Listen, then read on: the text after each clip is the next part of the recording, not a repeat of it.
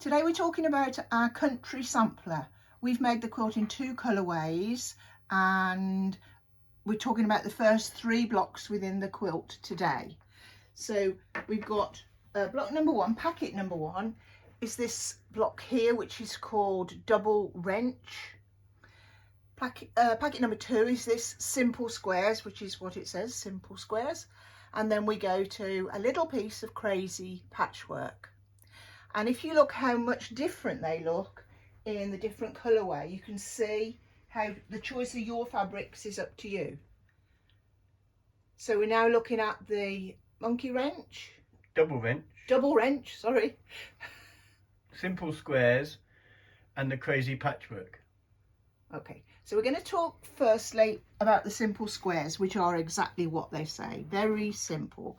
So they're down here in front of me.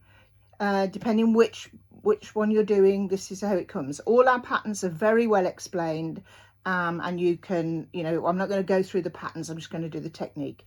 So if you were joining these squares together, you would join them into rows. So I would join this one to this one to this one to this one, and I would press those seams all one way. So I might press them all to the right, let's say. Then my next row, I join this one to this one to this one to this one and press all my seams to the left, and then I would join the rows together. So that's really simple straight line sewing, no reversing, you just stitch. With patchwork there's no need to reverse. So simple, that's really very, very simple. So now I'm going to move on to what is packet number 1 within the quilt, which is a little bit more involved, let's say. This is what I do. I always lay my blocks out so you can see where you're going, and the aim of the game is to make shapes that we can easily join together. So I've already made this into a square, and then all our other pieces are squares, as you can see. I've also already made it in the other colourway, so that's there as well. So the first thing we have to do, it'll tell you in the pattern, is to make a fast-pieced half square triangle which features lots and lots in loads of patchwork blocks. So I've got my 2 colours that I'm using. Draw a diagonal line corner to corner on the lightest fabric, and then we're going to stitch 1/4 inch either side of that fabric. So you take it to your sewing machine.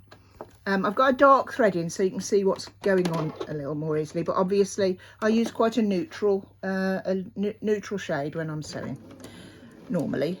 So I'm going to stitch my 1/4 inch line. If you're not familiar with your 1/4 inch, check one of our tutorials, tells you how to get your 1/4 inch accurate, and go all the way along one side of the line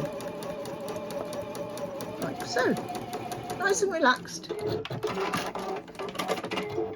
And then turn your work round and go back the other way, exactly the same, like so. You can pin these 2 squares together if you want to, but they do tend to stick together. Right, I'm going to now cut along this drawn line. So put my rule on the straight line and cut away from me, obviously. And you've now got 2 pieces, 2 squares made up of different colours. We do this because it avoids cutting a triangle and stretching by its edges. So you'll find this repeated a lot within the quilt and actually within most pieces of patchwork that you do.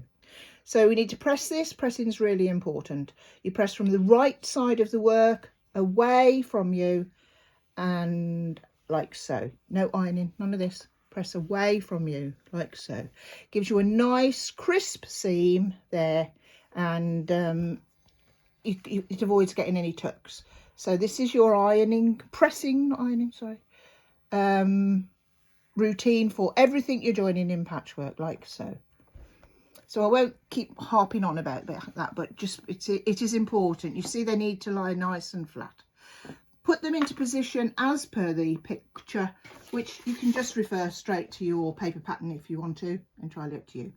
So now we need to make up some rows, and we do that, we need to join these little squares. So although it's 3 rows, the 2 outside rows are wider and the one in the middle is narrower, but that's fine. So we'll take these 2 and join them together, right sides together, like so. go to our machine and stitch our 1/4 inch seam. Like so. Come out of your work and press towards the print fabric. It doesn't matter which way your seam's going at this stage, like so. So that goes in there like that, and then we're going to form a row from that. So flip that over and join that onto that. If all's gone well, you know, they'll be exactly the same size as each other. If not, something's gone a bit astray with your accuracy. So we can get away with a, you know, Smidgel. Smidgel, one of my favourite words. Get away with a smidgel, but you know, no more really. And take your time, you know, this is a great learning quilt. You might as well take your time and learn and understand the blocks, and then you'll be able to use them over and over again. Or you may just be dipping in to learn how to do this block, which is great as well. So it's, you know, hope we all learn something along the way. So I'm now joining this piece onto here, like so. Away we go. And come out.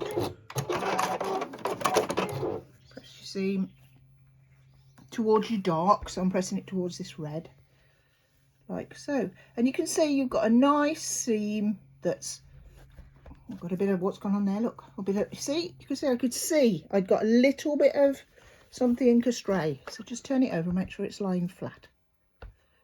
And you can, it's really important, the pressing. There we go. That's better. And then you put it back in place on your table, and you do exactly the same with the other one.